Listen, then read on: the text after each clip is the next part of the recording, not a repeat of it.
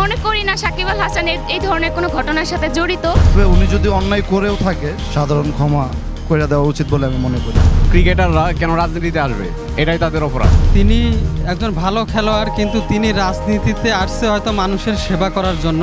সে দায়ভার নেওয়া উচিত। গণহত্যাকারীর সাথে একত্রতা পোষণ করে নির্বাচন করেছে। কে জুয়ারি হিসেবে মামলা দেওয়া যায়, যেহেতু সে এই বিষয়ে সে জড়িত আছে। বিশ্ব ক্রিকেটার অলরাউন্ডার সাকিব আল হাসানের নামে হত্যা মামলা, উঠছে নানান জনের নানান কথা।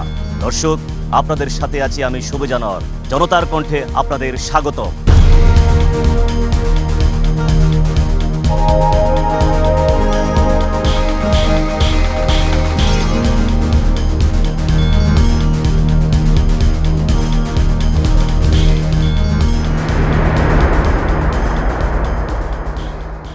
আমাদের আজকের বিষয় সাকিব আল হাসানের নামে হত্যা মামলা।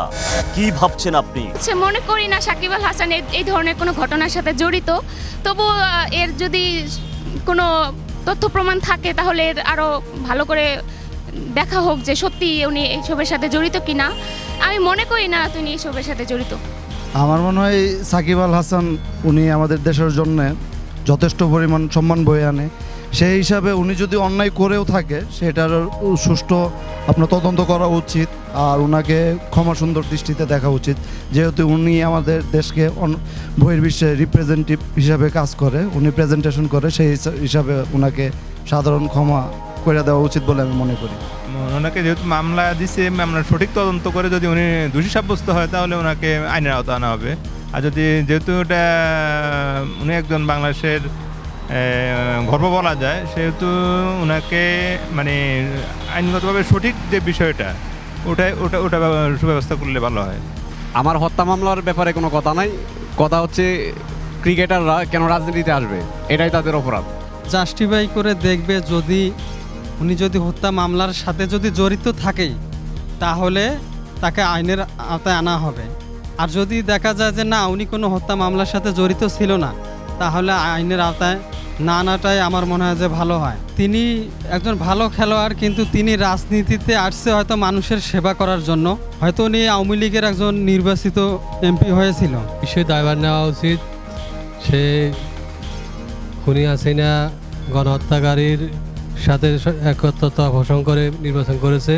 তাকে আদালতের মাধ্যমে গ্রেপ্তার করে তার সর্বোচ্চ শাস্তি মৃত্যুদণ্ড কার্যকর করা সময়ের দাবি। তবে এক্ষেত্রে তাকে জুয়ারি হিসেবে মামলা দেওয়া যায়, যেহেতু সে এই বিষয়ে সে জড়িত আছে। তবে হত্যা মামলার সাথে তার কোনো যৌক্তিকতা নাই আমি মনে করি।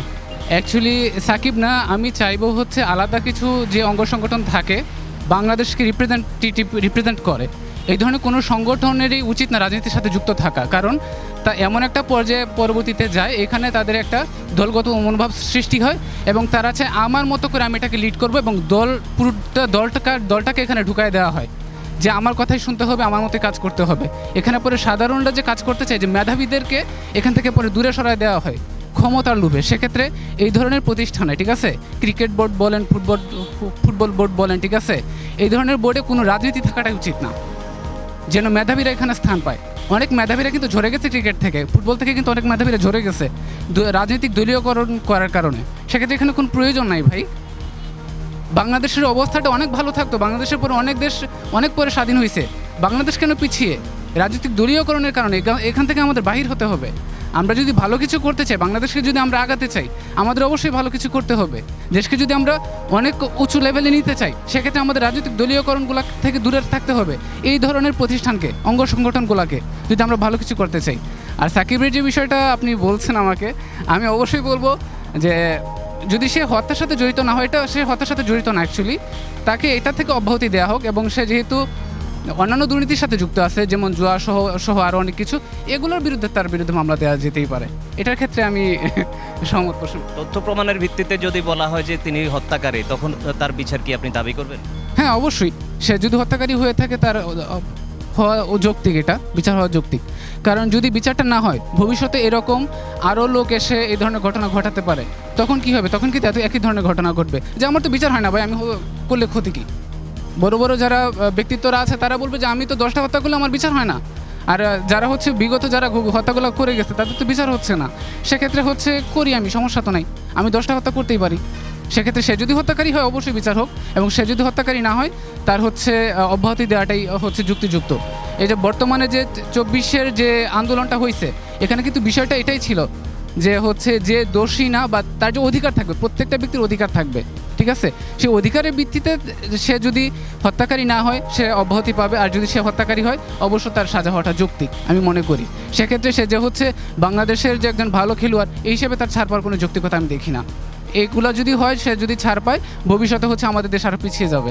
আমরা ভবিষ্যতে আমাদের ন্যায় বিচার পাবো না, আমরা ন্যায় বিচার থেকে বঞ্চিত হব। এটা হচ্ছে বিচার বিভাগের দায়িত্ব, যে হচ্ছে প্রত্যেকটা পার্সনকে তার হচ্ছে সঠিক বিচার দেয়া, এটি বিচার বিভাগের দায়িত্ব এবং আইন বিভাগের দায়িত্ব। দর্শক, এই ছিল আজকের জনতার কণ্ঠে। আমাদের অনুষ্ঠানটি ভালো লাগলে চ্যানেলটি সাবস্ক্রাইব করে আমাদের পাশে থাকুন।